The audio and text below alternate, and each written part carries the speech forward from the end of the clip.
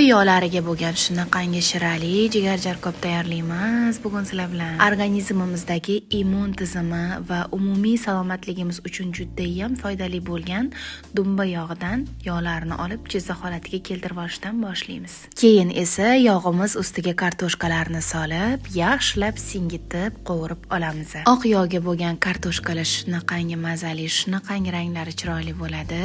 Pista yog'iga qaraganda uzoqroq vaqt qovuriladi va rosa ham singib mazali bo'lib chiqadi. Tomonlariga orib turgan bo'lsa shu kartoshkalar bilan jizzalarni bitta-bitta yevasanglar shunday yumshatib yuboradi tomonlarni ham. Kartoshkalarimizni hammasini yog'idan olganimizdan keyin olovni yaxshilab baland qilib, yog'dan tutula chiqqandan keyin jigarlarimizni plyonkasidan ajratib olib, solib, yaxshilab tez-tez qovurib olamiz. Ketidan mayda to'g'ralgan 2 dona piyozni ham sovaramiz. Tuz, murch va kartoshkamizni solib, yana bir marta yaxshilab qovurib, shundoq baland olovda ustini yopib 20 daqiqaga dimlab qo'yamiz.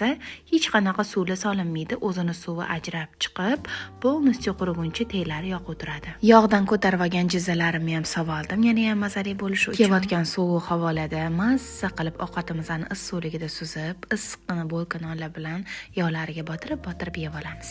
Yoqimli ishtaha.